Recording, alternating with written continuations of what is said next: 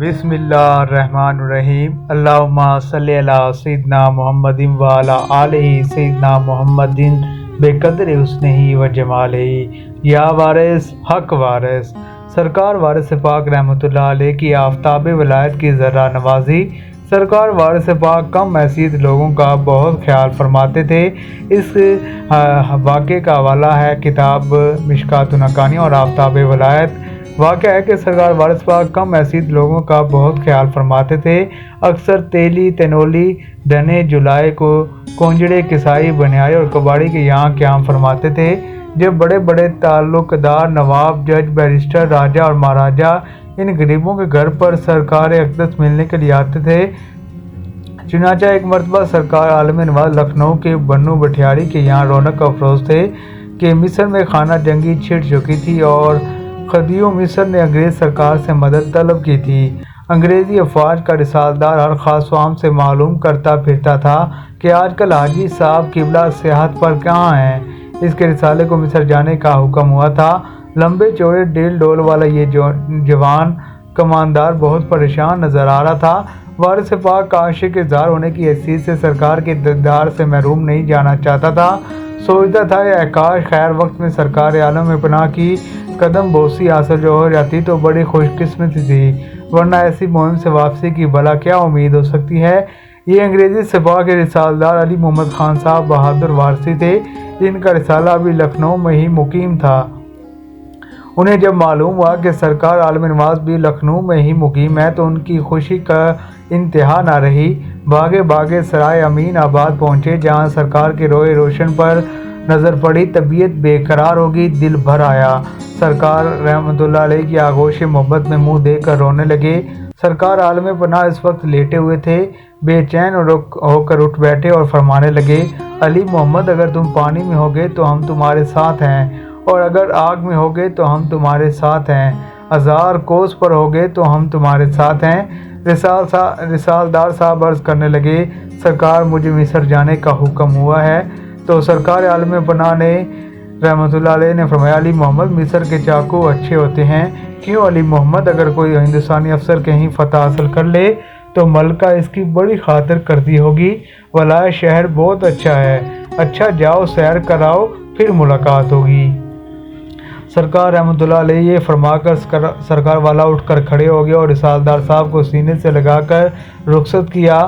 وقت رخصت جو مجھے پیار سے دیکھا اس نے، اس سے بڑھ کر میرا سامان سفر کیا ہوگا۔ رسالدار صاحب کا بیان ہے کہ جہاز ممبئی سے روانہ ہوا تو راستے میں ہی میں بیمار پڑ گیا، حالت بگڑ گئی۔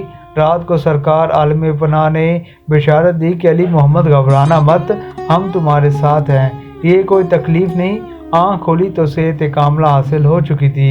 اس کے بعد اسماعیلیہ کی بندرگاہ پر جہاز پہنچا، سامان اترنا شروع ہوا تو مختلف رسالوں میں گٹ منڈ ہو کر میرا سامان گم ہو گیا۔ اسباب وہاں اس کثرت سے جمع تھا کہ میرا سامان ملنا ناممکن ہو گیا۔ ایسے کڑے وقت میں نے سرکار کو یاد کیا، یا حضرت اب تو مشکل کا سامنا ہے، میں بغیر ساز و سامان اور بے دردی کیا کروں گا۔ آخر حضرت کی توجہ سے میرا کھویا ہوا کل سامان مل گیا۔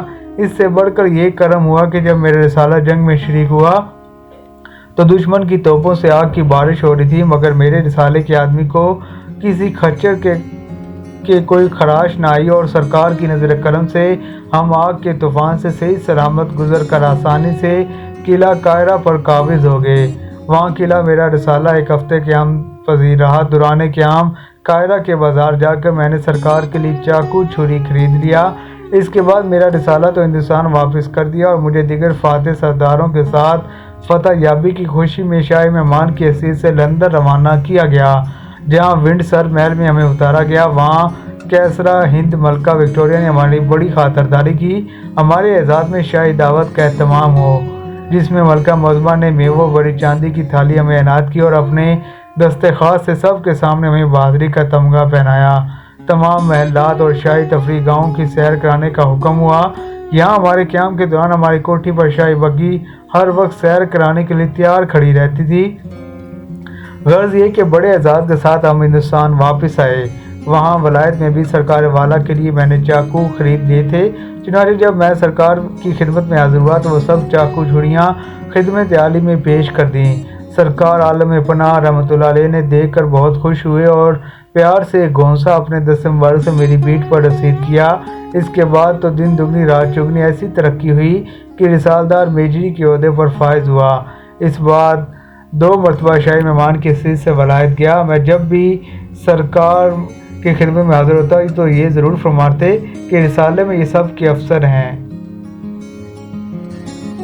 چنانچہ آپ کی نظر کرم نے تمام ہندوستانیوں میں سب سے اعلیٰ عہدے پر پہنچا دیا۔ ناظرین، سلسلہ وارثیہ کی مزید معلوماتی اور سرکار وارث پاک کی تعلیمات اور فرمان قول و پاک کی مزید معلوماتی ویڈیوز کے لیے سلسلہ وارثیہ آفیشیل کو سبسکرائب کریں اور دوسروں تک پیغام شیئر کریں۔ السلام علیکم ویورز، مزید معلوماتی ویڈیوز کے لیے سلسلہ وارثیہ آفیشیل کو سبسکرائب، لائک اور کمنٹ کرنا مت بھولیے۔